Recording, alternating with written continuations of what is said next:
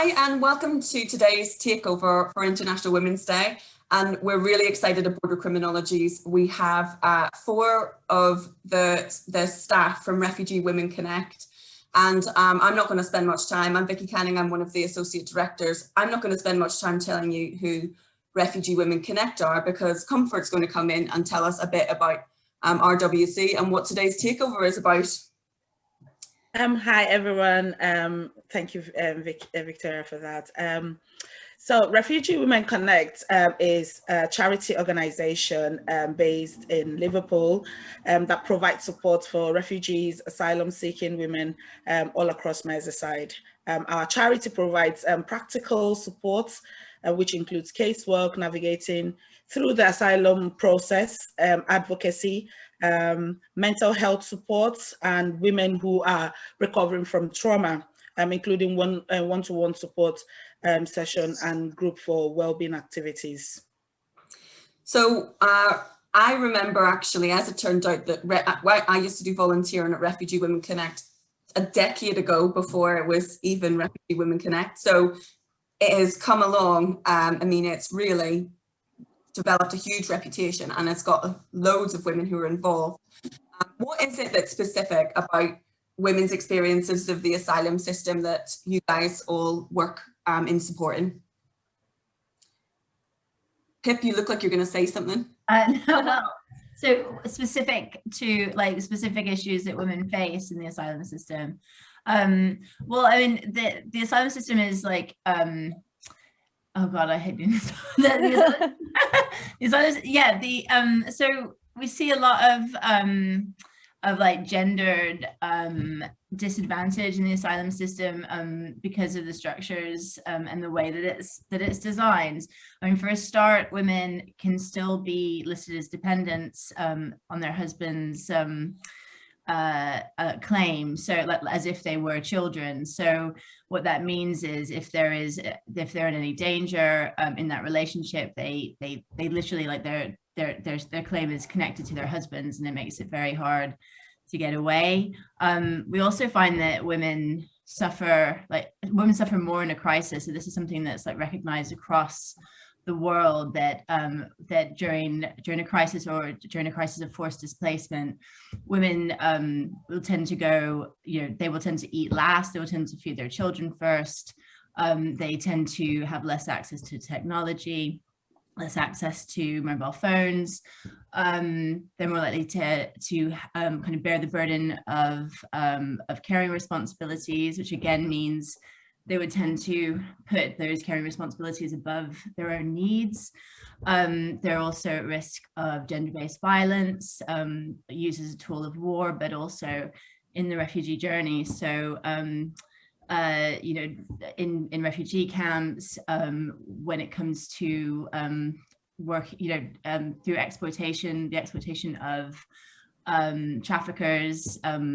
So at every stage of the journey, women face particular risks, and then that is perpetuated once they reach the shores of the UK within the system. And so I mentioned that being listed as a dependent on your husband's claim, but also just the effects of destitution. And women are, within the asylum system, benefits are capped, or the asylum payments are capped at 50% of mainstream benefit payments. So it's a system that forces, if you don't have the means to look after yourself, it forces everyone, asylum seekers, into destitution. And again, just like at the start of those journeys, in the sending country where the crisis is, women are more likely to feel those effects of destitution. So those are just a few examples. I think some of these things really relate. I mean, they've been so long standing and long going, and still mythologies around them continue. So that in the asylum system, you get, free bus passes, free mobile phones, all of these kinds of things. Of course, we know that that is very far from the truth. But you use the word there, Pip, actually, destitution. And can anybody tell me a little bit more about what destitution is like at the what the impacts of that are now? We've had to live through a pandemic. people seeking asylum have been doubly affected in these ways. Poverty has, been exposed as much as or more than ever. What are the extra implications of destitution on women? Working with destitute women during the pandemic last year, for me, was an eye-opener. Before the pandemic, it was worse, and it became even more worse during the pandemic.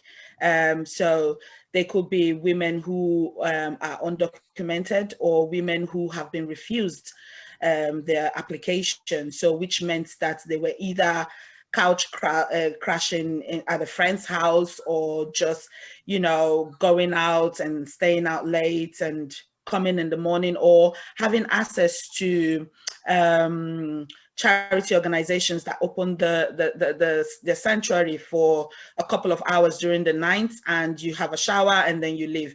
Obviously, the pandemic meant that buildings like that were shut down. So it meant that the women were, on the streets without support. So it was really difficult. And friends that would normally house them, we had the restrictions where no one could go to anybody's house. So that doubled the fact that they had nowhere to stay. They had no means of having the basic shower that as a woman, you would need, especially when you are on your monthly cycle. So there was a lot of challenges as to how to get food. A lot of food banks, were only doing things on referrals. So a lot of the women who didn't know where to access this, were really confused. So it was really a difficult time for, women who are destitute. And a lot of solicitors that were legal aid solicitors were furloughed. So it meant that, getting a Section 4 secured, which would provide them with the basic support from the Home Office, was also difficult for them to reach. So yeah, it became 10 times worse even during the pandemic. And it had an impact on people that did even have asylum support as well, didn't it? So we like one story that stuck with me was one woman who'd stopped washing her children's clothes as frequently to cut down on the cost of detergent, or couldn't get the nappies that she needed from the shop that she could walk to, so was therefore going without other things to pay for the bus pass to try and get the right nappies that she had to travel around to get. So it kind of hit a group of women that maybe didn't feel those effects of destitution quite as harshly. I guess they kind of got brought into it as well, I think would be fair to say. I think that has been another long-running thing that's been exposed, is that women seeking asylum, if their children are quite far away to get to school or are having to go from places, it's often decisions between what you spend for that day and whether or not you get the bus. So likewise, I've met women who've been walking, 3 miles to get to things with maybe three children, and not uncommon either, not like, one person, 2 people, not uncommon at all. And this issue that you've just mentioned, Comfort, you actually mentioned it as well, legal aid, the reductions in legal aid, which have been gradual over especially the last decade. And then if people are furloughed, what are the implications of that? So for people who are watching this who may not be aware, some of the appeals can cost around £2,000 for one appeal. So what are the impacts then for women that you're working with? How is it even physically possible to cover those kinds of costs? I'm sorry to interrupt. I just need to mention that because lots of people, they don't know how much the asylum seekers are receiving per day. They just think that they are receiving a good amount of money and they are getting accommodations and, lots of facilities which they are. But honestly speaking, they are just receiving £5 per day. And that is complicating any cases, and that is like the complicated life. That £5 is including clothing, food, and transport. Everything is not the things that is like £5 for transport. It's £5 for a day for each person, and doesn't matter if like they have a child or not, and that is really, really less. We all living in UK, we know how difficult it is surviving for with £5 and just calculate that how their life is. They have to get the bus ticket, they have to buy the daily stuff, food if they have. I mean, children, they have to get the things for the kids also. Plus, they need to top up their phones, and everything is it's not an easy life. Yeah, and can I just add to that what Rihanna says, just this example of the bus ticket. I mean, if you imagine, this is something we see quite a lot. If you're say a pregnant woman with gestational diabetes, and you need to go to the hospital every week to have a checkup in your pregnancy, on that day that you need to take a bus to the hospital to get your checkup, that's going to cost you nearly £5 for a travel card. I don't know if that's what it is in Liverpool, but that's what it is in Birmingham. So those women are having to make a decision, like, do I either attend this essential appointment or do I eat today? I mean, these are the kind of decisions that they're having to make. And usually what it means is you don't end up accessing those services that you need to. And that's why I say we see more women with an unstable asylum immigration status dying in childbirth. Like, it has like a real impact on your outcomes in all sorts of areas. It got even harder as well during the pandemic because the buses stopped taking cash.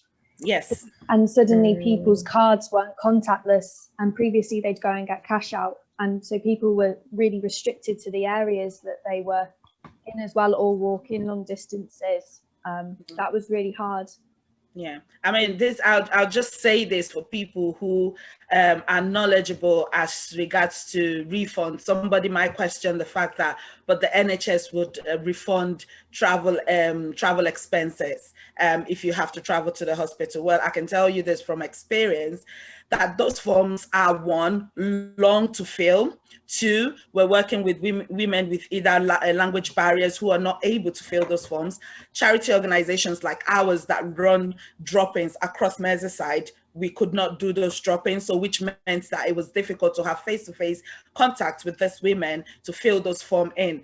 So during the pandemic, there was no one refunding, no bus pass, no attaching bus pass to the NHS form and sending it back to get the claims back. And another thing, like my colleagues mentioned, is the Aspen card. If you're on Section 4, you can't even withdraw money. So even if the buses were taking cash, you had an Aspen card that only allows you to go to certain shops to go and buy food. And I got a call from a lady who said that the closest shop to her was about 2 miles, where she used to come down to our kind of drop-ins and the drop-ins of other charity organizations to get frequent bus passes. She couldn't attend, so it meant she had to walk. So there was also that barrier. And now this is, the risk there for me is, what would the women do? They would, some of them will be, will be abused based on it. They might get into relationships that are not convenient for them, but they just stay there just because that is the only way they could get around things. So there's a lot of risk factors that happen because somebody cannot leave their home because they don't have just a bus pass to go out. That's true. Rihanna, were you going to say something else there? And no, it's just regarding the same problems. We really have lots of women that are facing the same problem. Sometimes they are really physically not well, and they are not even able to attend hospitals, or they cannot. It's a cold weather. They cannot afford to buy clothes because they have to arrange that money for the daily usage, and the clothes is the only things which it's expensive. The shops are closed. They cannot go and do the online shopping because those kind of cards is not allowing them to buy the online shopping. The charities are closed. They are really tight, and their hands is tied to go and do anything. It's like they just need it. They are not those kind of people to go and buy a branded clothes. They just need a warm clothes. But for that simple things, which is a basic need, they are also not able to go and do that. unfortunately. Yeah. Exactly. And I think one of I mean, there's things here about, there's some of the obvious things which we can see just from, you know, listening to everyone, which is the impact in terms of, you know, pregnancy or health or, you know, well-being broadly, but really sometimes even, you know, life and death situations. If you don't have sustained care support where you need it for, you know, serious health problems, for example. But there are also very insidious kind of hidden things behind this, like very insidious harms, like isolation. You know, if you aren't able to go places, something as simple as a bus pass, which might cost £4.50. Well, I think it's around £6.37 a day that people get. And that is literally also at the same time, the amount of, as we've seen inflation in the country, nothing has changed. Like the amount of money that has been given to people seeking asylum has not been going up anywhere near in line with inflation. So everything's got more expensive. Buses have got more expensive, and that hasn't been reflected. So we have things like isolation, loss of friendships and networks. That seems, from what you've said, and I've read your research as well, that's been compounded by the pandemic. But Rihanna and Comfort, what you were saying as well about, you said, Rihanna, about not being able to shop online, for example. So this is a disenabling thing that goes completely unseen and probably isn't even recognised. As you've mentioned, things like Aspen cards. There's also social stigmas tied to this, isn't it? It's like you're not allowed to go anywhere, so it restrains where you can go. But likewise, it's like saying I'm an asylum seeker, and that's a term I dislike, you know, because it reduces from a person seeking asylum, which everyone has the right to do if you've been subjected to or in threat of persecution. So this again is almost like something that is not only a barrier to being able to get the bus, which relates to isolation, and isolation, you know, can lead to mental health problems. Probably none of us have experienced anything, or well, certainly in people who've been living in the UK would not have experienced as much of isolation as during the pandemic. So we know now the impacts of isolation on mental health much more broadly, even though people who've been seeking asylum and have been isolated have had to experience it for much longer periods of time. And yet all of these things are social decisions. All of these things are decided to put this on how we treat people who are seeking asylum. They can all be changed. So can I ask, what would we do to change the way that the asylum system is, so we can see that it is harmful for people generally seeking asylum and for women in intersectional ways? What do you think that we could do to build an asylum system that actually considered intersectional gendered experiences for women who are seeking asylum in the UK? Who wants to take that one? Where do you start? Yeah. I mean, I think you dismantle the entire system. You couldn't do enough training or enough reforms, I don't think. You'd have to completely dismantle and build again from the ground up. I think one thing that our women always talk about is the right to work in particular.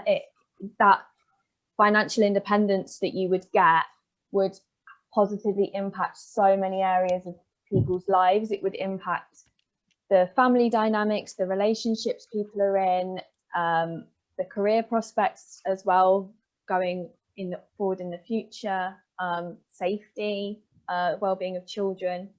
So I think, yeah, I'll just say that's one thing that I think would need to be included, the right to work from the start, and without restriction as well, not from this small short list. It would need to be wide and open. But there's also, I mean, there's an economic case to make for that too. It's like, you know, how do you, the bill for asylum seekers, even though it's a paltry amount, I mean, it's huge. And if you didn't, you know, if you didn't take away people's right to support themselves, you wouldn't have to pay to support them. So you would think that given the situation we're in now, that the government that we're in, that this would be, you know, with that whole narrative, which is really anti-benefits, you know, like don't force people onto benefits. You know, it's a no-brainer.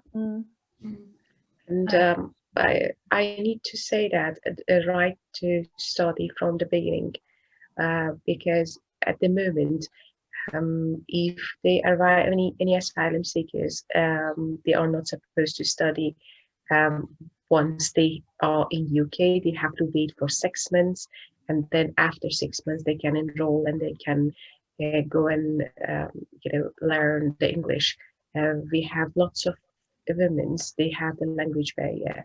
I mean, it should, according to me, this law should be a big change, or they have to start it from the allowing them to study from day first, because they will be more dependent on themselves rather than the others. And you know, during the pandemic, and we have lots of women, they cannot communicate and they cannot do their own need because of this language barrier. If they know how to fill up the form, how to ask the things, how to Google search the things for themselves and the children's, lots of the problem will get solved. And 6 months is a big time. They can at least learn a basic English to do their daily needs. It's unfair system to stopping them and avoiding them to go and study for just what is the right. Comfort, do you have any thoughts? Yeah, I mean, it's everything that Alice and Rihanna has said. I would just say that information is key for every woman out there who would be able to utilize whatever tool that is given to her, needs information. So for me, information is really key. It's information as to how to access whether job opportunities, education, hand trade, whatever it is, because women are powerful beings and very, we can multitask. We have the energy, we have the strength. And one thing is, when we don't use that qualities and those abilities that we have into use, it throws us off completely. And what we don't want are women who are so powerful and talented and intelligent, not having the right information to put all the skills and everything that they've got inside of them to use. One thing I see on a day-to-day basis, and as someone who sought asylum as myself and gone through the journey, and Rihanna would also agree with me, is my confidence level has really grown given the opportunity to work. And now that I know that I can work, I don't have to be in a relationship that I don't want to, which was one of the things that I had to go through. I can fend for myself and my children. That has boosted my confidence. This was not me when I was seeking asylum. My head was constantly low. So given the right to work and information on how to go about getting jobs and education and everything would make a woman strive. They will not just be, oh, here you go, another refugee. No, there will be women like Rihanna, like myself, who are here, having the privilege to work for these women and bring the change that, in our own little way that we can bring. So definitely, let's, if anything can change, give women the chance to work. I agree. And I also think everything that all of you have said there is, just to start with the word dismantle, we have to kind of accept that there is racism inherent to this system, that others people, all of these minor, they look minor, they're all built in. Things aren't built into systems accidentally. Things are built into systems when systems are being built. So they have to be part of a building plan. Like anything we build, they have to be part of a plan. Some sat down and thought this is a good idea. From immigration detention to not being allowed to work, all of these things reduce autonomy. They impact on mental health, well-being, families, comfort, as you've just said, force and dependency. All of these kinds of things that are completely avoidable.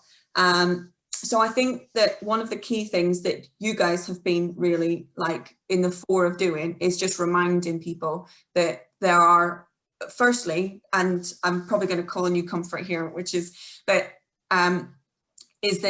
women are here, women seeking asylum are here and will continue to build, because that's an aspect of survival. And sorry to say that, it's that we have lots of educated women. We have engineer, doctors, is not the things that the people who are like all the asylum seekers are illiterate. They cannot do anything. They are not like that. We have really good number of educated people in the group of women, which they can do lots of changes in their own life and others' life. Why we are not giving the chance to them to be good for themselves and for us? That is a good opportunity for everyone, and to improve their lives and others' life. We have lots of nurses, we have lots of carer, we have a good number of the women. They might not get a chance to talk, but they are asking us, like, because we are in touch with them, they are keep on asking us that, is there any way to work? They don't want to have that 5 hours because they have children. They are the mom. They cannot every day, the moms are sacrificing their lives for the children, but they are done it and they can do something better for the children and for the societies. Why we are not allowing and giving the chance to them to go ahead and show them and have a benefit for the whole society. I think That's right. Yeah. Sorry, Comfort, what were we going to say? No, I said that's right, definitely. There is this myth where people look at asylum seeking women and think, oh, we've heard it. And I know this is not a new thing to us, hearing that, oh, they're just here to sit on benefits. Like Rihanna said, contrary to that, some of them had to flee, a lot of dangerous places to come down here, but doesn't take away the fact that I've met nurses, I've met a woman who's a surgeon in her home country, I've met teachers, I have met different amazing women that their intelligence are mind-blowing. So all this opportunity of not being able to work has made them feel like, okay, what do I do with myself? And this is where all the risk factors that we've talked about comes into play. So given the right to work, women would build their home here in the United Kingdom. They would build a home that is not a government provided home. I can speak for myself and many other women. I live in a private rental. So for those people who think, oh yes, and Rihanna, forgive me. No, so this is the thing. So we're not rushing off to the council and taking away all the council buildings like people talk about. We are both working and we've gone through the process. So my point there is, when you give us the right to work, we can build a home for ourselves, for our children, for people around us. We can build a world whereby asylum seeking women would have the confidence to go out there and pursue their dreams. Because when you think about it, we all are alive, we all have lives. So if you give one person the right to work and don't give the other person the right to work, you're taking away a lot of things from that person. Their mental health, like we said, will be affected, and that means that they're very, very low and they're not able to pursue their dreams and their visions and the things that have made them flee their country and come into the United Kingdom. So giving women the right to work would definitely enable them to build a home that is safe, that is peaceful for themselves and their children, or their family in general. Can I just say, society? Yeah. And the society, yes, definitely, always wanting to give back. But I think they're like at the same time as dismantling the system, what we also need to do is to rebuild like a whole kind of public narrative around refugees in the UK. I think we have a real issue that the prevailing narrative is one of invaders, of people coming here and taking things that we have that they want. And I think that the reason we have this asylum system that's really based on punishment is because it's sort of responding to a lot of that public narrative that you see in the media. We need to rebuild that narrative, and I think we need, and the way that we can do that is by, you know, if you have like women asylum seekers, women refugees working, contributing to society, represented in government, represented in the, you know, it's like that is how you when you sort of couch that story in like what you can give to the country, like why. And this is an issue across the country, isn't it? It's like we've closed ourselves down a lot recently, like with Brexit. There's a lot of fear, and it's a fear that comes out when things are hard. And you know, this pandemic is like, things are hard, and people close down, and they worry about, you know, what the little that they have being taken away. And I think I guess like this pandemic, though, in a way, it's like it's an opportunity to you know, to change that, you know, like it could go one way or the other. And yeah, I think that's like where the rebuilding really needs to start, is like we need to change public attitudes. And that's kind of what we're trying to do, I think, in our advocacy work, is really sort of you know, facilitate the development of like refugee women, you know, their voices, their skills, and like their leadership, and ultimately, you know, to me, like you know, it shouldn't be me doing this job. It should be, you know, it should be Comfort, really. Oh, no. There you are. You're amazing. That's fine. You're amazing. Whenever Comfort, when you disappeared earlier, I thought you were just going to come back with a new system. my internet was going back and forth, so I had to quickly go switch it to my mobile data. I made earlier, Vicky.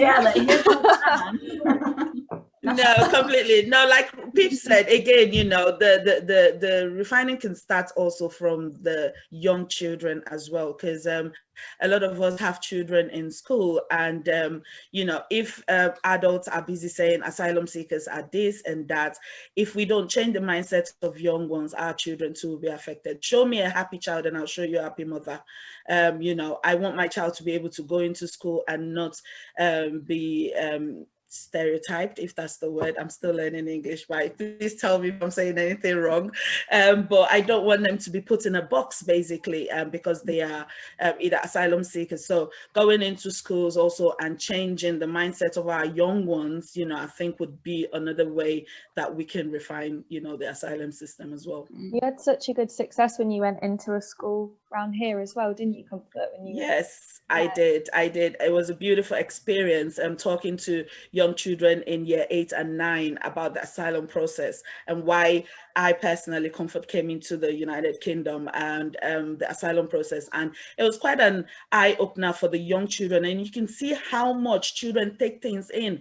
And I can tell you this, I mean, I don't have the facts, but I felt like the children would go home and change the mindset of their parents if they do have any negative thoughts or feelings towards asylum seekers. I feel like children are powerful tools also that can be educated, and they could take that and run, and they don't grow up, you know, with this mindset that you know, a lot of adults have these days. When I say, you know what I mean, I'm just using the word adults, but like any adults out there who's having negative feelings towards asylum seekers. So but catching them young, and they're growing up with a positive mindset, knowing that we are all one, we're all human beings, okay? And people have had to go through difficulty in their country for whatever reason they've come into this country.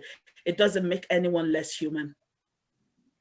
So, you just remind me that I was attending a school for I think that was last year, and that I was explaining about my journey, and you know, what the people are facing and difficulties, how the people are in the you know, in that kind of accommodations and all. At the end of the session, which I was just had a talk, that was a guy. He was so nice, and he was literally on tears, and he came and he was like, could you help you in somehow? Like, I don't know how, but I wanted to do something. And that was the things that I really felt good, because, you know, these kind of people, and especially younger generation, they won't come up with those kind of idea that, oh yeah, the asylums are here to we are working, because I could hear that we are working, we are paying tax, they are receiving the benefit. Once they realize that, okay, what the journey is, how much they are earning, how much they are like, how many years or months they should wait for receiving the refugee status, and how the life is there, how dark the life is there for them. They feel like, oh no, it's not the things that we just heard that, and they wanted to do something, and that idea and that mentalities that do wonder. I think as well, these points that you've all raised are super important. You've mentioned comfort, and Rihanna especially, you've mentioned, you know, wider society. Really, nobody benefits from this kind of system. You know, children, comfort, you've mentioned children who are in school. It's often children who are involved in anti-deportation cases whenever, you know, they start to realize, oh my goodness, my friends, all of a sudden, you know, those differences that children don't notice about each other. One has, you know, an unsteady immigration status. Oh my goodness, my friends. These have actually been, that these kinds of communities have been some of the parts of successful campaigning, but it doesn't help. It doesn't help teachers. For friends of mine who are single women who've been in the asylum system, who've gone through finally being able to get education, the impacts of the asylum system and all of the things that come, even if you shift to refugee status, impacts on the ability to study. That doesn't, you know, that's not useful for, that's more harmful, but that's harmful for them. It's not useful for the education system either. For, you know, all of these things, it's not, I recently interviewed 74 lawyers and QCs and psychologists, and the impacts of hostile policies were also on them because they couldn't do their jobs very well. Like, they were more and more impacted upon, they were getting more stress, more anxieties. Hostile policies, we are increasingly seeing, are not good for anybody. They're not good for people seeking asylum. They are not good for migrants generally, and they're not good for any of the host countries or populations who are embedding them. And I think that the ways that you've outlined today, how these could be changed, I think thinking about what the specifics are about women, and from hearing from Rihanna and Comfort, what that's been like for you guys. I think this is a huge eye-opener, and from Pip and Alice, who've been outlining all of the stuff that you've done for in developing Refugee Women Connect from those early days, like a decade ago now, seems, as Rihanna said at the start, starting to count in years. Well, it's 2 decades if you include the 1 year of the pandemic. So unless anybody has anything else to say, I'll stop the recording. Does anybody have anything else they want to put in? Thank you so much. Thanks. Yeah, thank you. Thank and you. Rihanna, thank you guys so much. And I'm not going to press stop on, I'm not going to end the call, but I'm going to stop recording for everybody who's watching. And massive thank you all from Border Criminologies for International Women's Day takeover. It's been absolutely amazing to hear so much from you. So I'm going to press stop now, and thank you all so much. Thank you. Thank you.